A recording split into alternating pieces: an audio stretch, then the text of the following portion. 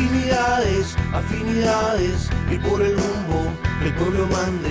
Latinidades, afinidades, que sepa el mundo, llega la patria grande. Llega la patria grande, un grito que se expande, el sable que se blande contra el blando y ese plan de dominación y fraude, sin traiciones que defrauden, puños que se cierran para que la convicción se guarde. Latinoamericano, cuestión geográfica, Latinoamérica hermano, integración empática frente a cotización, la concientización de la indignación hacia la digna acción en práctica. Latinidades, afinidades, y por el rumbo el pueblo mande. Latinidades, afinidades, que sepa el mundo, llega la patria grande. La patria grande.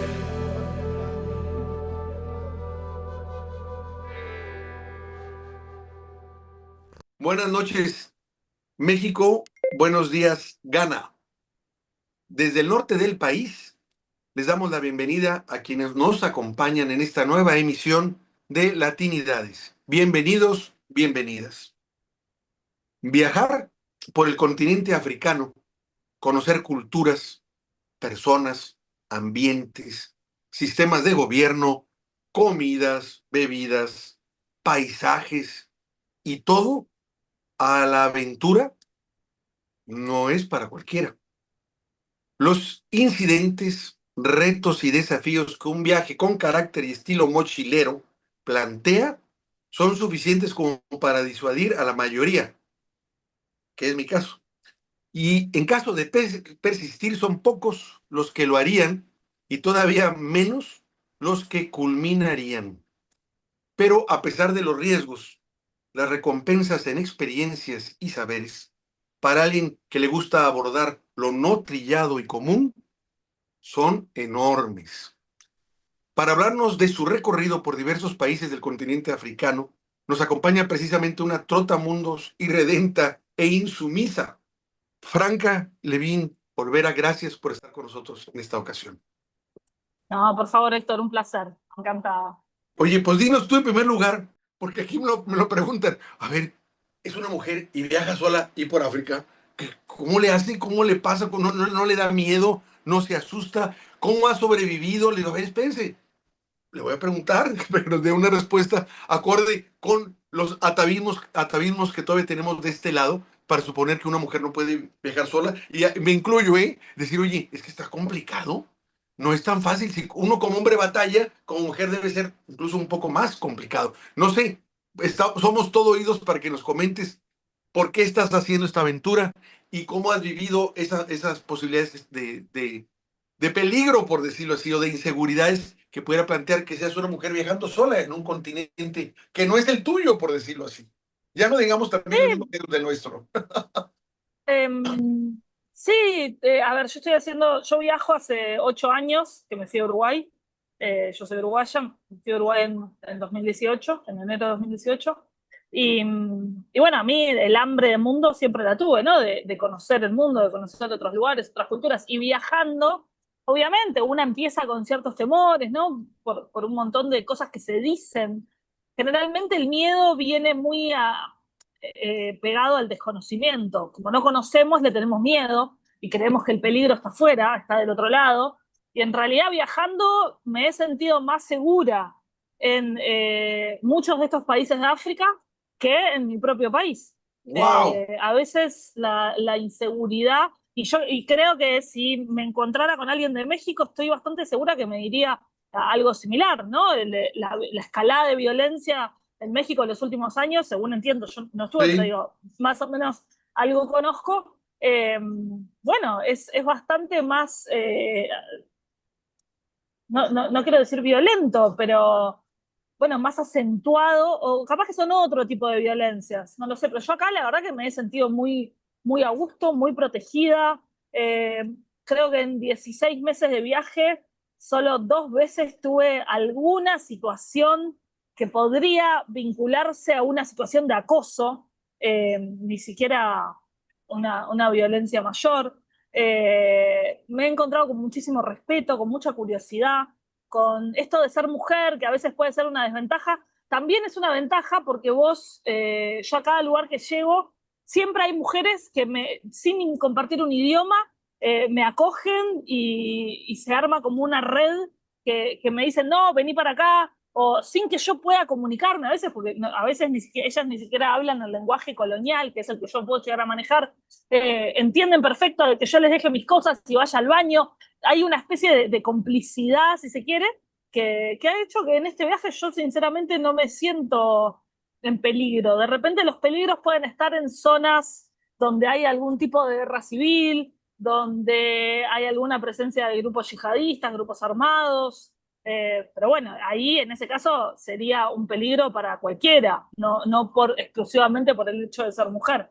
Pero bueno, estoy hace un año y por otros, empecé en el norte de Marruecos y vengo viajando siguiendo la costa y ahora estoy en Ghana, en una playa de Ghana.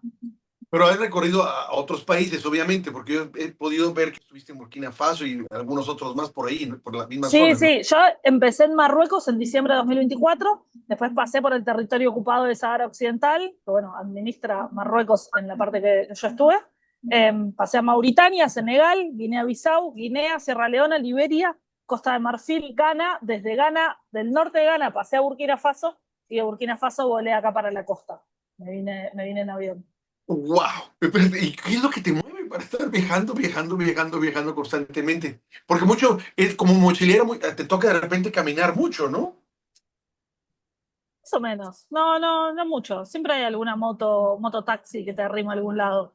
Yo rompo un poco con esa idea. Yo antes también pensaba que para viajar de mochilero había que ser un hippie que vendiera artesanías.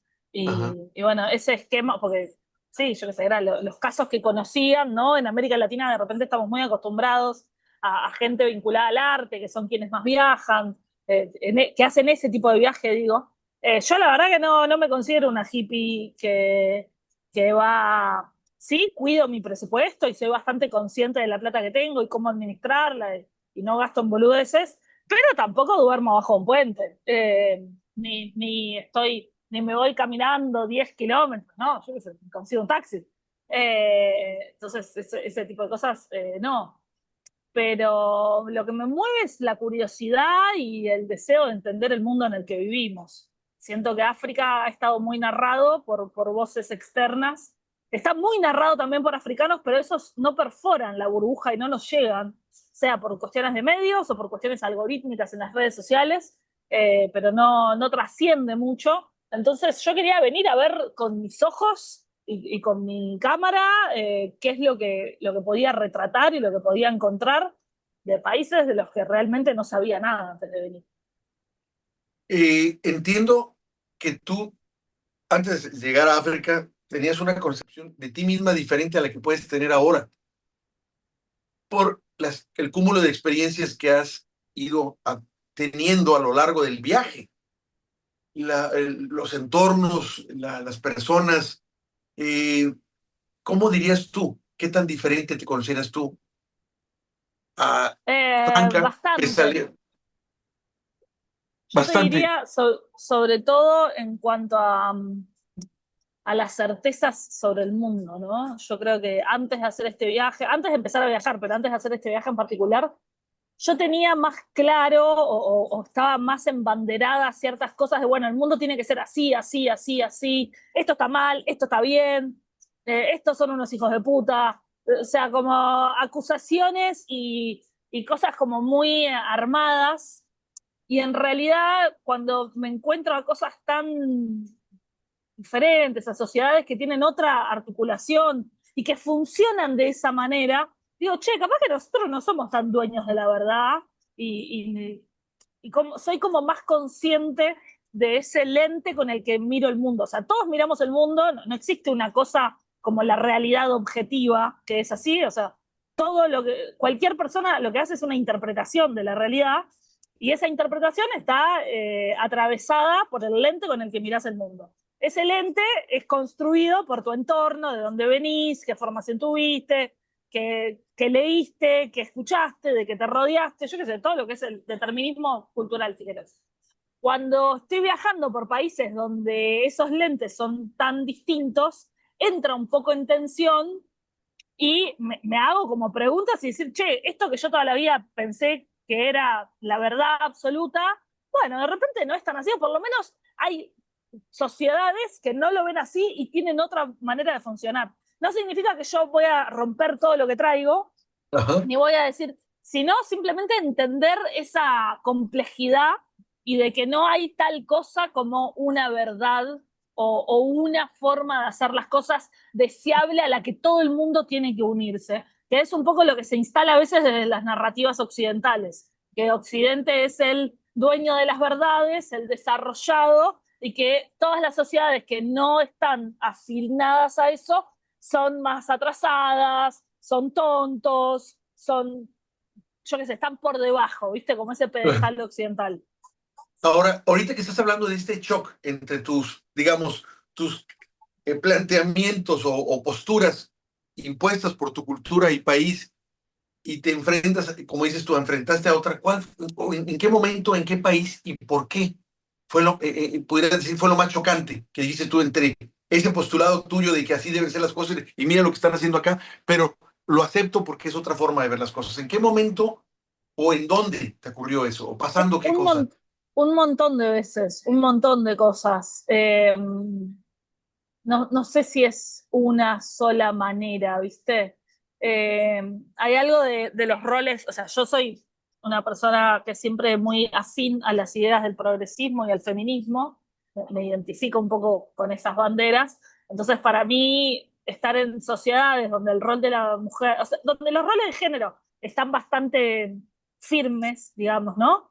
Son bastante rígidos y lo que se espera de una mujer y lo que tiene que hacer. Bueno, a mí al principio me chocaba un poco de esos lugares, o bueno, desde prácticas, ¿no? Hay prácticas como la mutilación genital que se sigue haciendo y que a mí me estremece cuando lo escucho, pero antes de juzgar y decir, porque son unos atrasados, prácticas bárbaras, lejos de justificarlo, puedo entender, o logré entender de alguna manera, creo que logré entender, que hay una historia atrás de eso, que hay una importancia a nivel de la sociedad y que si se quiere cambiar eso, tiene que ir mucho más atrás.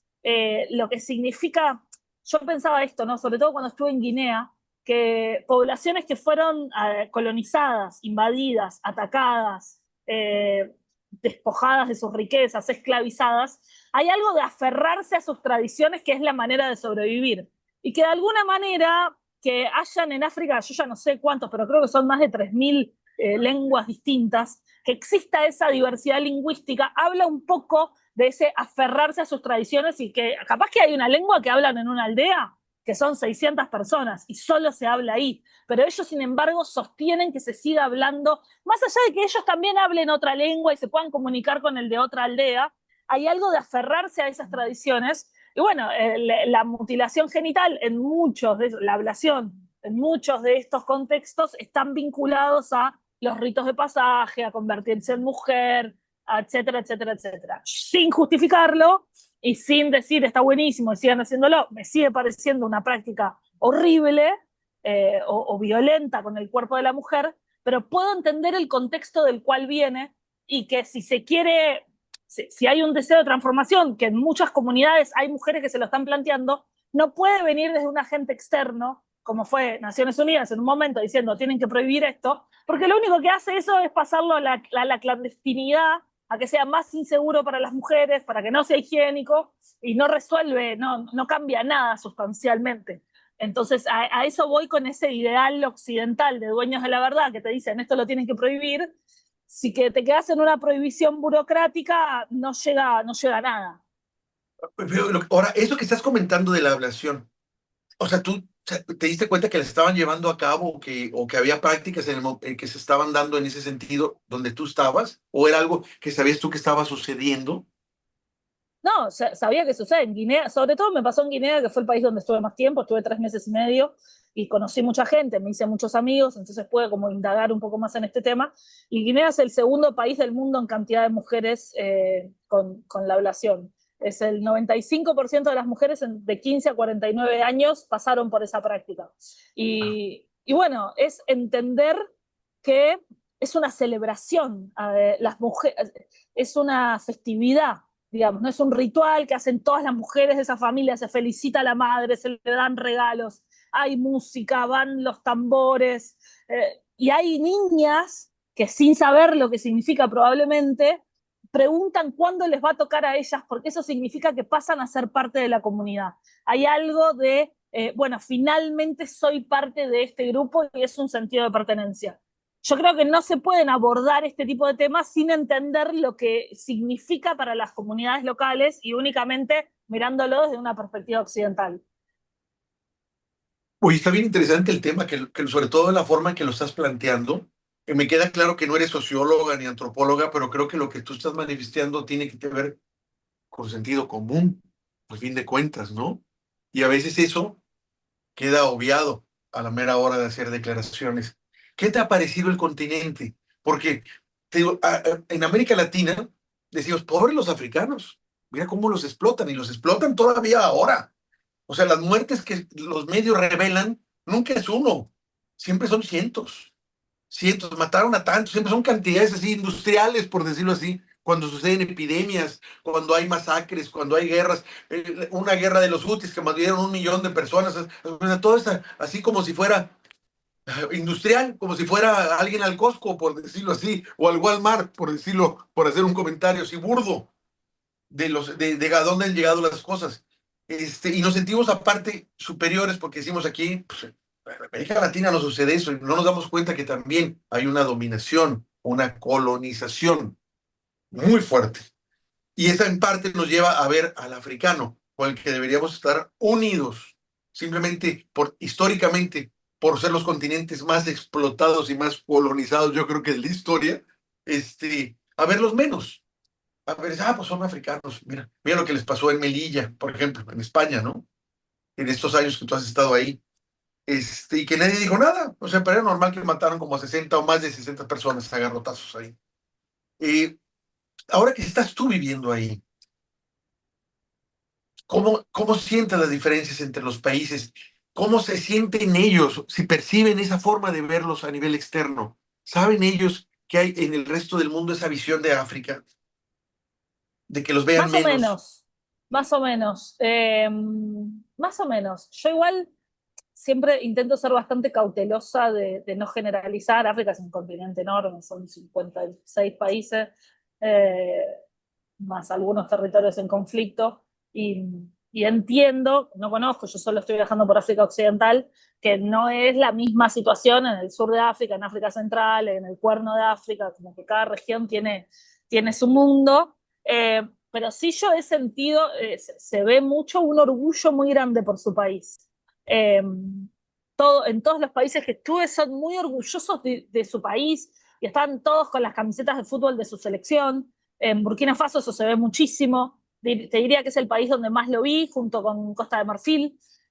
Son dos países donde hombres y mujeres, niños y ancianos, gente que está trabajando en el mercado y gente que trabaja en un supermercado o en una tienda, te atienden con la camiseta de fútbol de su país. Hay banderas por todos lados, hay como esos sentimientos de nacionalismo, que yo capaz que vengo de un país donde esos símbolos no están tan presentes, o yo qué sé, no sé, como esa cosa de nacionalismo orgulloso. Siento que los uruguayos mucho no lo tenemos, que de repente los argentinos lo tienen un poco más, creo que los mexicanos también.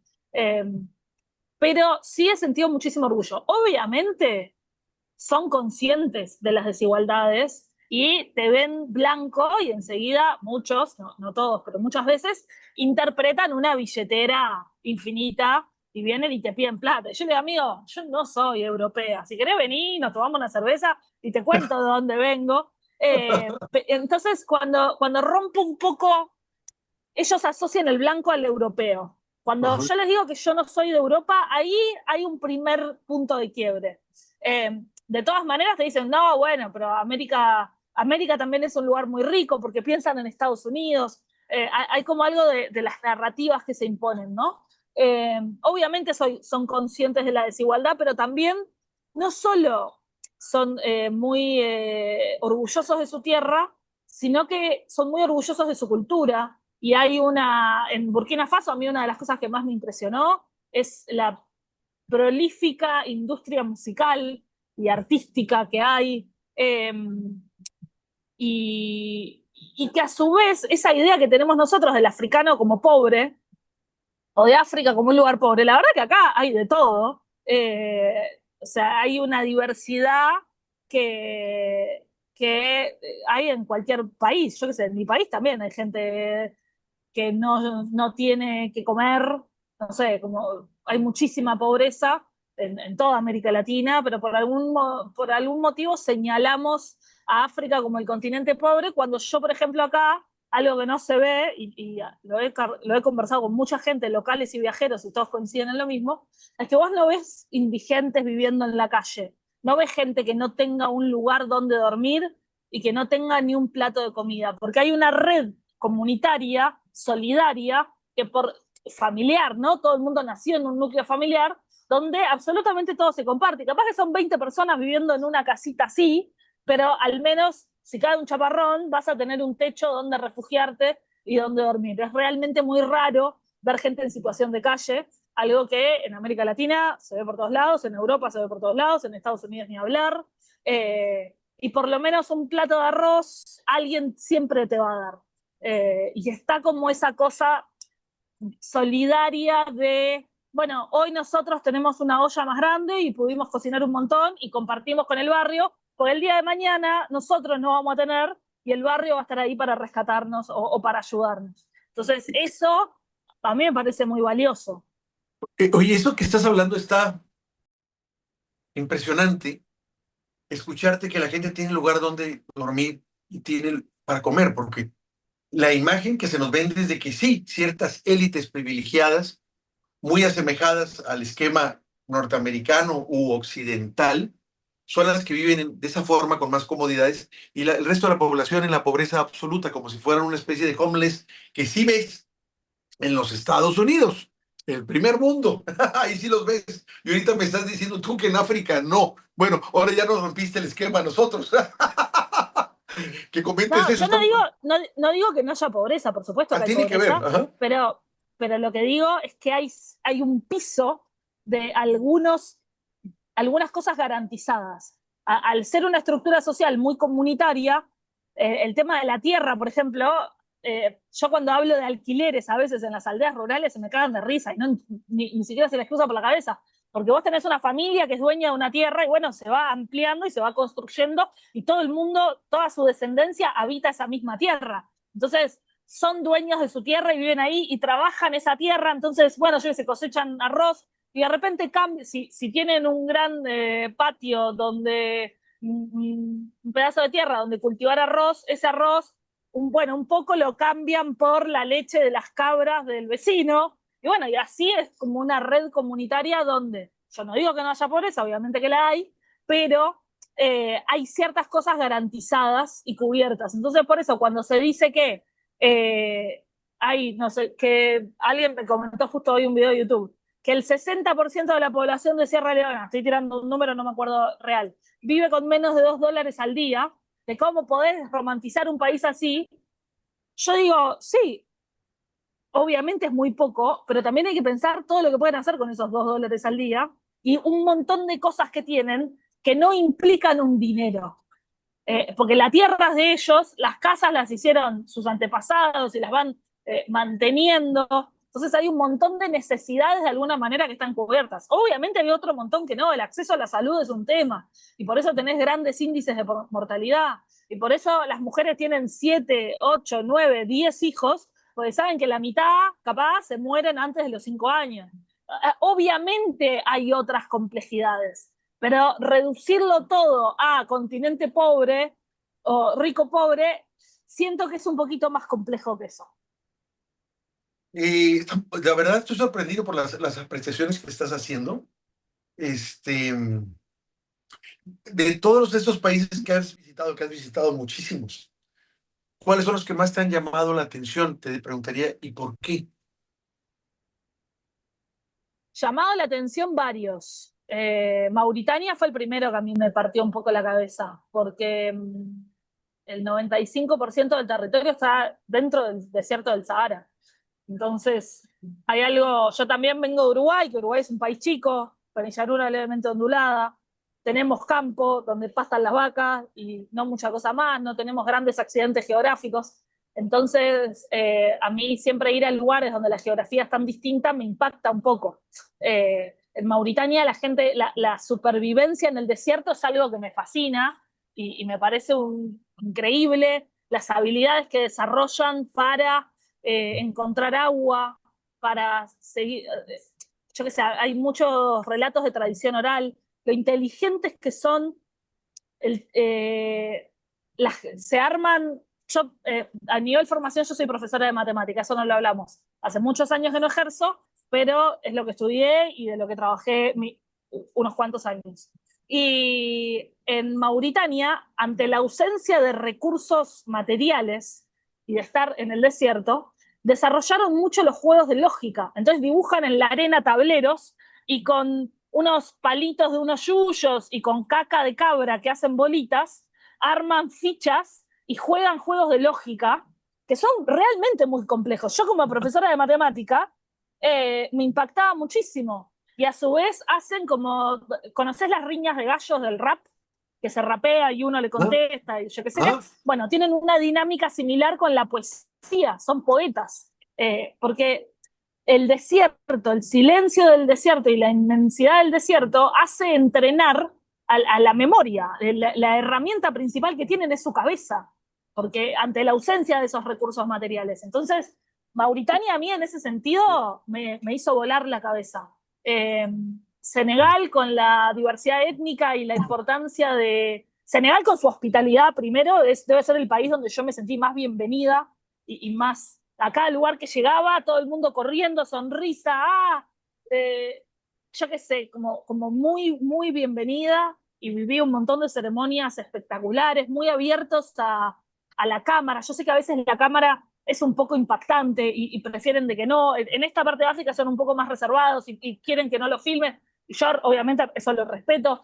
Pero Senegal es un lugar donde son, en este orgullo de su tierra, les gusta mucho que la gente vaya y los retrate y saque fotos y filme y los muestre y hable de Senegal y ponga Senegal en el mapa. A mí Senegal me encantó. Guinea con la música y la danza. Yo estuve 2 meses en Conakry, en la capital, metida bastante en el ambiente de la música y la danza, quedándome en el barrio de los artistas, que son, a veces, yo esto lo hablaba con una colombiana que vivía ahí hace 10 años, que claro, yo los veía y decía, no, pero claro, acá hay una cuestión genética, que son unas bestias, mirá lo que hacen, genéticamente son superiores, y ella me dijo, decir que genéticamente son superiores es invalidar su esfuerzo, porque es una forma de racismo también, y a mí eso me dejó pensando, y lo tomé, porque son tipos que se levantan a las 5 de la mañana y están entrenando y bailando y tocando los tambores hasta las 11 de la noche, todo el día, todos los días. Y por eso son unas bestias. No es que los llevan en la sangre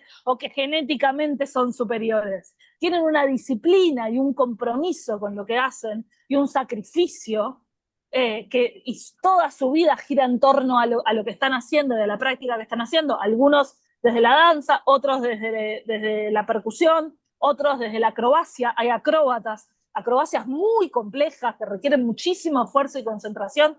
Y yo decía, estos locos en cualquier país del mundo blanco serían atletas olímpicos, porque el nivel de compromiso que tienen es alucinante.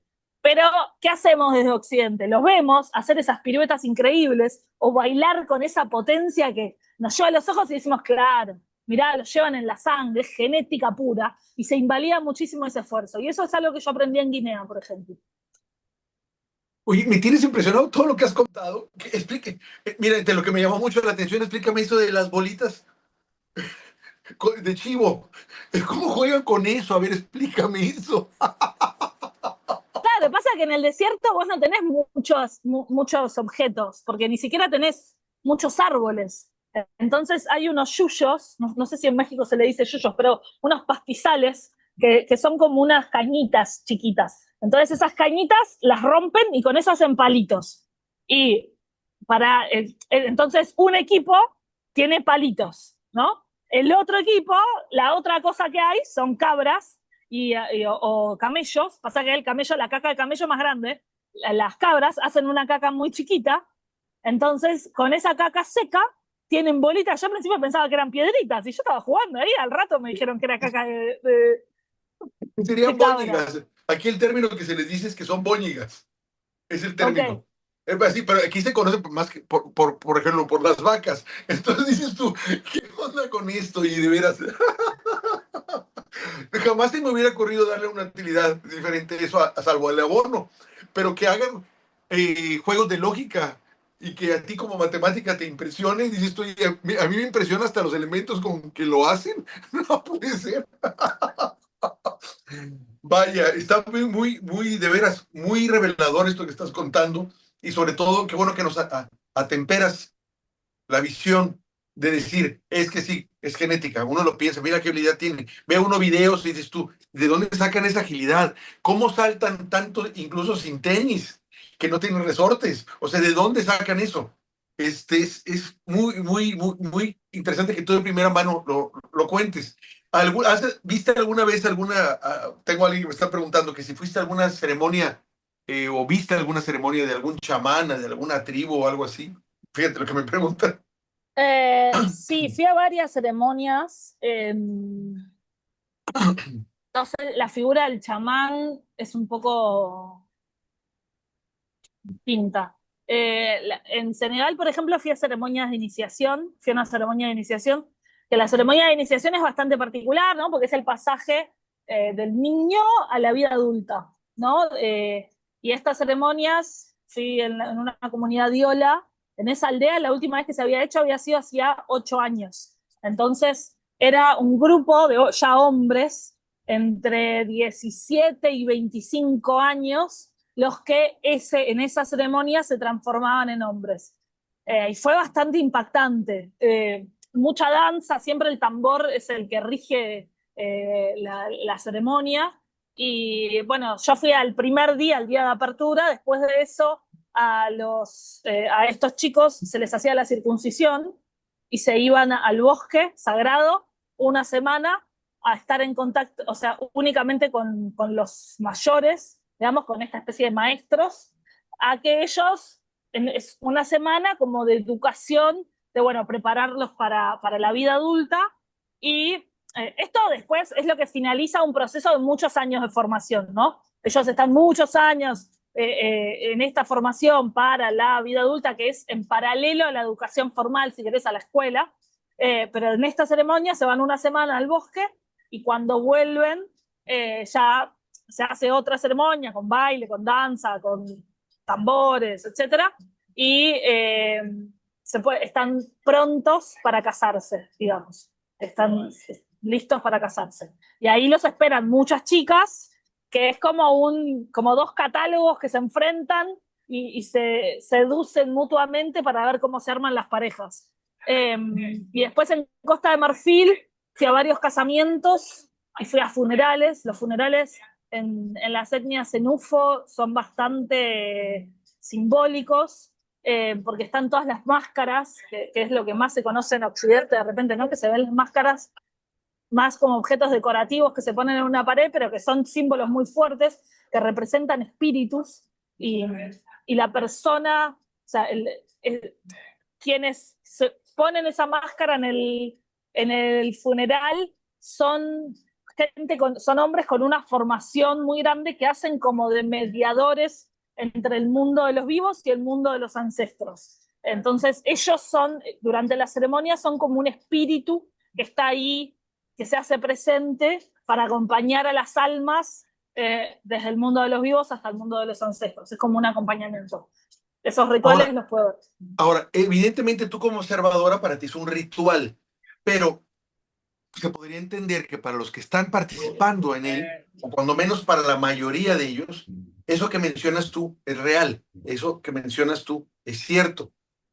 Bueno, se llaman ritos funerales en francés. La traducción en un museo donde yo leí todo esto en Burkina Faso, en francés estaba escrito como ritos funerales. Yo qué sé, ellos le llaman funeral en francés. No sé. Clara, o sea, obviamente para ellos es algo muy real y estos espíritus están ahí presentes y manifestándose. ¿Y viste tú algo, por decirlo así, sobrenatural, algo que te llamara la atención, algo que dijeras, oye, esto no está tan normal, esto me llamó la atención, porque se sale de la norma? No, no sé si sobrenatural. En Burkina Faso fui a uno de estos ritos funerales que se hacen una vez al año en esa aldea, ¿no? Entonces como que se despide a todos los muertos de ese año y había muchísima gente. Mi parte más científica alude al calor y a la cantidad de gente. Hay otra parte que digo, capaz que hubo una energía que yo no supe manejar, pero me desmayé. Y yo no soy una persona que se desmaye seguido. La última vez que me desmayé fue hace 20 años. No es algo que me pasa habitualmente, digamos. Y me desmayé. Pero bueno, ¿Pero por qué no te sé si desmayaste? catalogarlo. ¿Qué ¿Por qué te bajó la presión? ¿Por qué? ¿Porque oliste algo? ¿Te pasó? ¿A qué lo Bueno, es lo que atribuyes? te digo. Es lo que te digo. Mi parte racional se lo atribuye al calor y al tumulto de gente y Ah, a la tierra. O sea, habían 40 y pico de grados a las 12 del ah. mediodía. Esa es mi parte racional, que dice, bueno, me bajó la presión del calor y me desmayé. Hay otra parte más espiritual, que dice, bueno, porque fue en el momento de la ceremonia, eh, con todas estas máscaras bailando. Yo dije, bueno, se movió acá una energía que yo no supe cómo manejar. Y bueno, me desmayé. Y bueno, ahí conviven esas dos interpretaciones. Y obviamente cuando te caíste, la gente que estaba alrededor tuya te entendió qué es lo que te había pasado y te atendieron, obviamente, ¿no? Sí, sí, sí, sí, sí. Me llevaron aparte.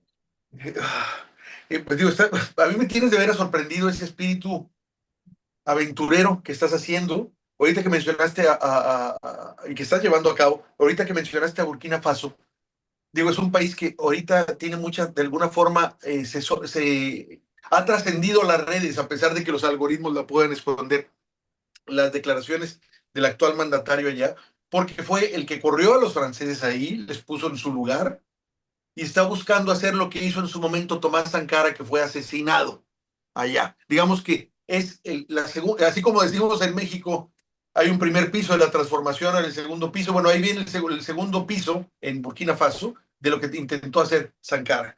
Y llegué a ver ahí en tus redes que hacías entrevistas breves y que la gente estaba muy a gusto. A mí me sorprendía que la gente opinaba muy bien con lo que estaban pasando. ¿Cuál es tu opinión de lo que te tocó vivir ahí en Burkina Faso en relación a estos cambios políticos y trascendentales? Porque una vez que los hizo Burkina Faso, Mali también, Níger, y han estado ahí empezando a hacer un movimiento en varios países africanos como verdaderamente de liberación, por decirlo así. Sí, simplemente un asterisco ahí. Fue Mali, Burkina Faso, Níger, el orden de los golpes de Estado. Eh, y también otra aclaración, Burkina Faso no es un país donde estén garantizadas las libertades de expresión. Entonces la gente no puede libremente decirle a una extranjera que va con una camerita, no, la verdad que Traoré me parece un sorete y estoy totalmente en contra de lo que está haciendo, porque puede realmente enfrentar consecuencias complicadas. Dicho esto, ese paréntesis, yo sí sentí un apoyo bastante mayoritario. También me encontré con otras personas que fueron críticas y que obviamente no las pude filmar, pero sí me contaron su visión eh, o por qué no estaban de acuerdo. Todo eso en unas semanas voy a estar sacando un texto al respecto de eso, como un compendio de esas entrevistas y una crónica. Pero existen, obviamente, miradas críticas, pero hay un apoyo bastante grande y sí está bastante anclado en la figura de Sankara. El bulevar más importante de Ouagadougou, que es la capital de Burkina Faso, se llamaba Charles de Gaulle, como en todas las capitales que tuvieron los franceses, le pusieron Charles de Gaulle a todas, todas las avenidas importantes. Y bueno, Traoré creo que fue en 2024, le cambió el nombre y le puso Tomás Sankara. Y hay como simbólicamente sacar todos los símbolos franceses y poner sus símbolos propios. Se cambió el lema del país, que antes era unidad, igualdad y no sé qué, algo muy francés, y ahora es patria o muerte venceremos, que fue el lema que tomó Sankara de la Revolución Cubana.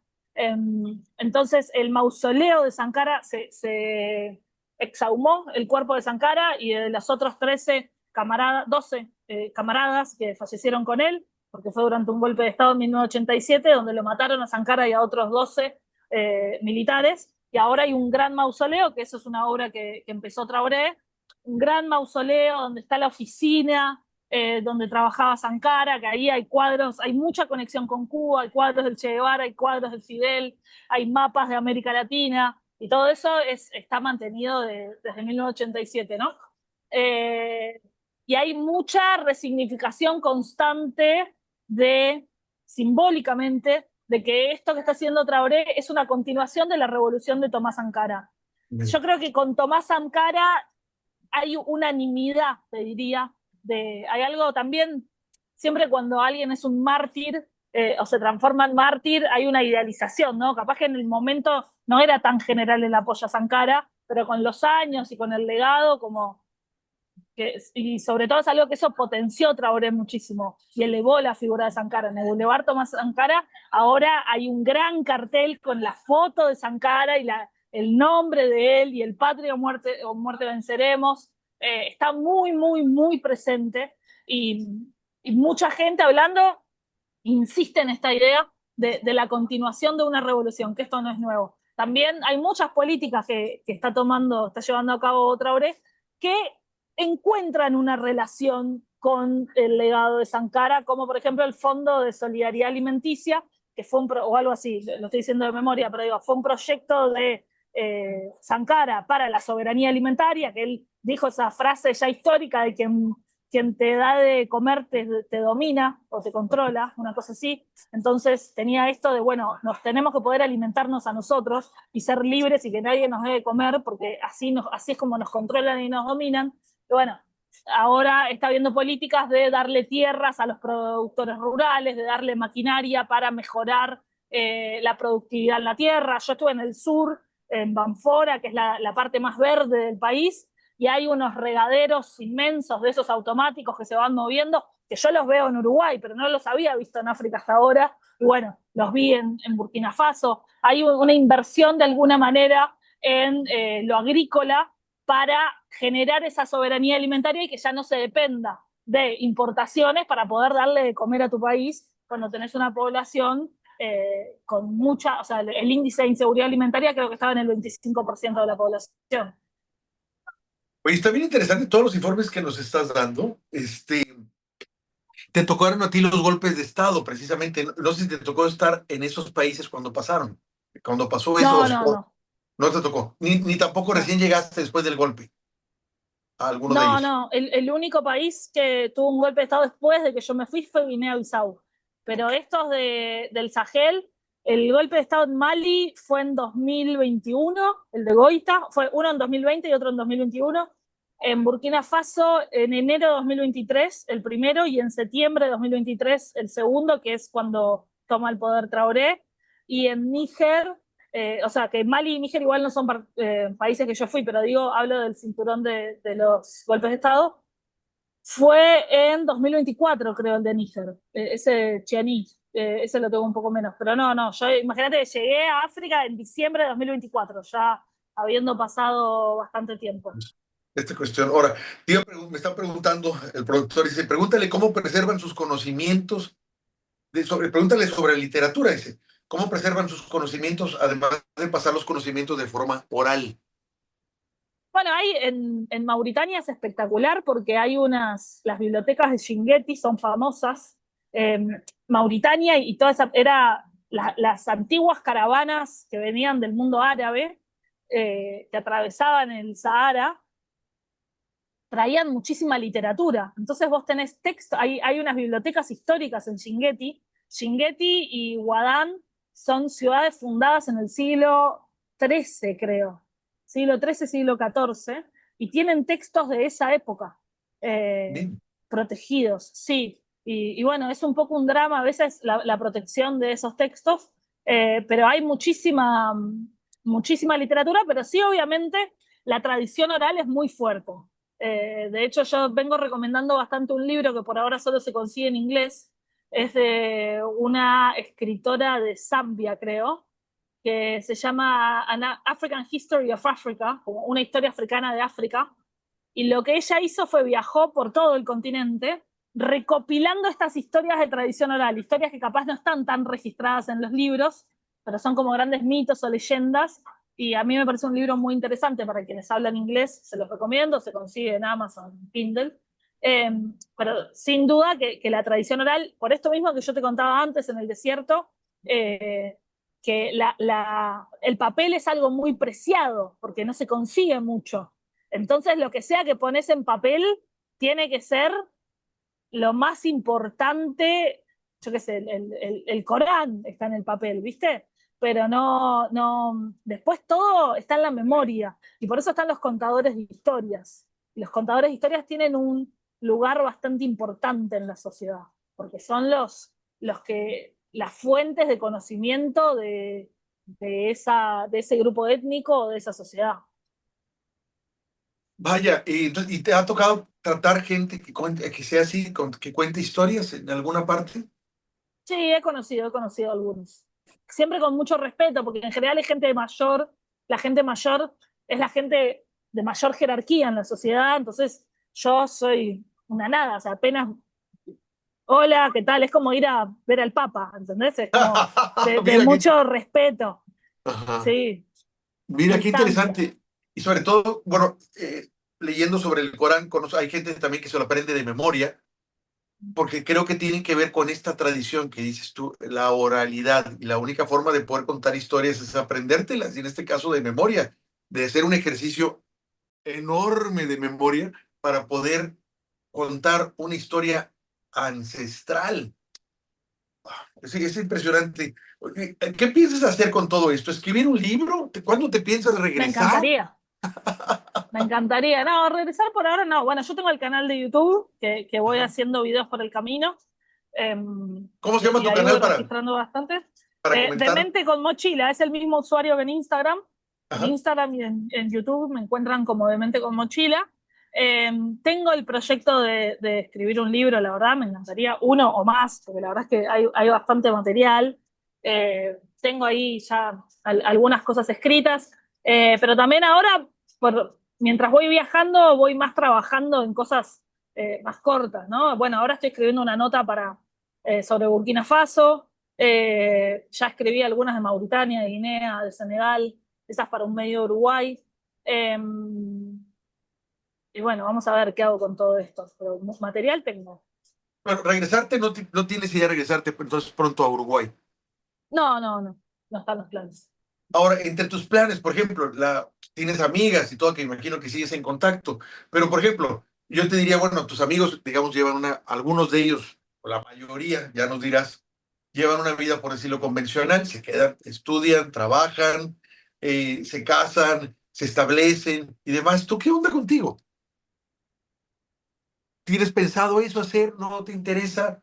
No, ¿Cómo no manejas es algo que esa, me... digamos, ese mandato incluso social de que cuando estás en una sociedad te vuelve, oye, siempre te están presionando, ¿y tienes novio y cuándo te casas? ¿Cuándo te casas? Y ya te casaste, y bueno, ¿cuándo tienen hijos? Y hay todo un grupo de amigos por cuestiones culturales que te están presionando siempre a hacer una serie de cosas que todo el mundo al final de cuentas hace y que todo el mundo lo establece como que es lo correcto, ¿no? Tú te Sí, saliste de la norma. no es algo que me atraviese ni que me presionen de mi entorno. Yo tengo una familia que siempre respetó muchísimo mi deseo y mis ganas de viajar. También somos una familia grande, yo tengo 4 hermanos, tengo 11 sobrinos. A nadie se le quita el sueño porque yo tengo un hijo, la verdad que no. Ya la familia, ya somos un montón. Y mis amigos y amigas, hay algunos que tienen formas de vida similares, otros que están más establecidos, pero ni me presionan, ni yo tengo ningún deseo de nada. Si en algún momento aparece algún deseo de algo, bueno, veré en ese momento, pero por ahora estoy muy bien con la vida que tengo. Ah, me vuelven a preguntar, dice, por decir que es difícil conseguir el papel y que es frágil, ¿han escrito sobre piedras o lugares así para preservar? Que yo sepa, no, o sea, no lo sé, no conozco. Sí se ve a los niños que estudian el Corán, ellos estudian en una tabla que tiene grabados los versos. Entonces, en eso sí, no estudian de libros, estudian con esas tablas. pero lo otro no sé, me excede. Eh, ¿Cuál es tu próximo país? A dónde te vas ahora?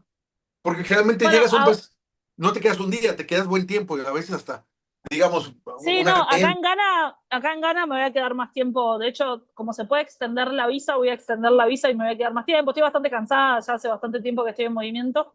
Y ahora acá estoy en un lugar bastante lindo, bastante ameno, bastante tranquilo. Y aprovechar a quedarme acá a trabajar. Así que un mes más voy a estar acá seguro. Y después seguiré bajando, o sea, Togo, Benín, y vamos a ver si voy a Nigeria o no. Quiero ir a Guinea Ecuatorial, que es el único país de África que habla español. Entonces me parece importante ir. Pero no, el recorrido se va armando sobre la marcha. ¿No? Cuando te mueves, generalmente, ¿qué te mueves? ¿En ferrocarril? ¿Te vas en avión? ¿Cómo te mueves para ir pasando de No, un...? generalmente en transporte público, en Ok. bus. Acá ferrocarril hay de carga, pero de pasajeros no hay. Bueno, acá en Ghana creo que sí, pero generalmente no. No, me muevo en bus, en bus común y corriente, que es como se mueve la gente. Solo de Burkina Faso acá a Ghana me vine en avión porque quería llegar a la playa rápido y si lo hacía por tierra me iba a llevar muchos días y estaba bastante cansada, sobre todo el calor. Quería venir a la costa lo antes posible. Y por eso me tomé un avión, pero fue el primer avión de todo el viaje. No, habitualmente no viajo en avión.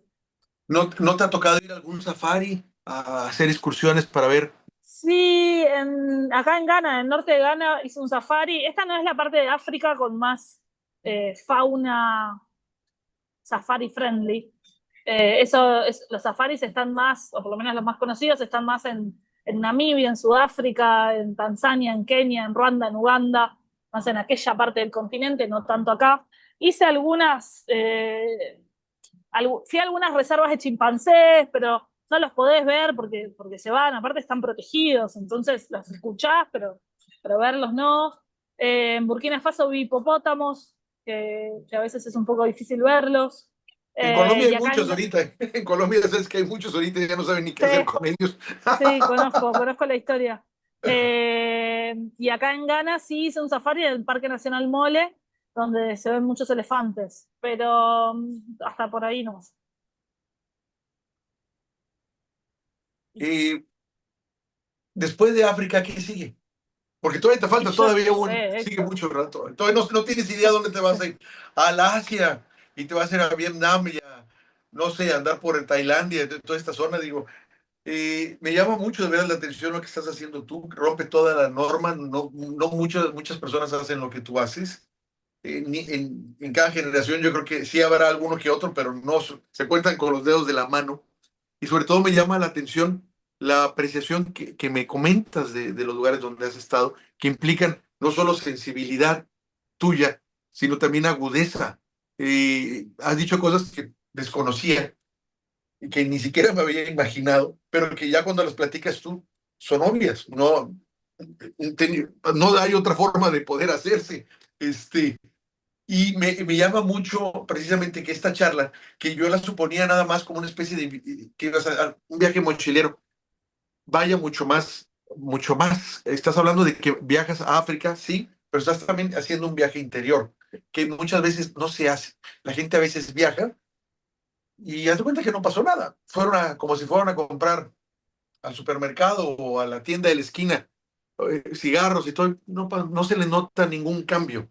A mí me queda claro que tú has ido creciendo conforme has estado en contacto con otros lugares, con otros ambientes y que te han permitido enriquecerte. Me queda claro que todavía no sabes cuál es la razón profunda por la que estás haciendo eso, hacia dónde te va a llevar eso, como que todavía siento yo que no tienes una respuesta clara. Fíjate, todo esto me lo aventuré, no lo sabía en ese momento, pero yo ya entiendo que era para poder hacer esto. Creo que todavía estás en un momento en el que falta que definas eso, pero No sé si me falta queda, que defina, Héctor. No sé si hay una necesidad de buscarle pero un porqué a todo. está, Capaz que bueno, no. Capaz que hay estaría que interesante que vivir. no definieran nada, que dijeran, no, así nomás. Pero bueno, Vivirlo. bueno, a eso me refiero, aunque no me digo yo definir. Gracias a que estuve en África, ahora me volví yo, ahora trabajo para la ONU. No. No una definición de una actividad o en qué termina, sino una definición tuya de cómo definirte a ti. A eso me refiero, de cómo te contemples tú cuando termines el viaje o llegado en un momento, en una fase de tu mismo viaje, descubras eso. Pero mientras se me hace muy interesante todo esto que comentas, eh, te veo sólida y con mucha madurez. Entonces, eso me agrada mucho, me hizo que la charla contigo fuera para mí todavía más rica de lo que yo Bueno, me pensaba. alegro. Eso me encanta. No te quiero quitar más tiempo. Te agradezco de veras esta charla que nos diste. Voy a estar atento por dónde vas a andar y no dudes que en un momento te volvamos a molestar porque creo que tus apreciaciones son muy interesantes. No son las de turista. No llegas tú para preguntar dónde hay un mall, dónde hay un McDonald's, para cuando menos comer con Pregunta también. seguridad. Para nada. Y te agradezco de veras. Estamos en contacto, Franca. Gracias por esta charla. No, por favor, Héctor, un placer. Vamos arriba. Gracias. Que tengas muy buena estancia allá en Ghana y en tus próximos viajes te vaya de lo mejor. Muchísimas gracias. Te mando un beso. Igualmente.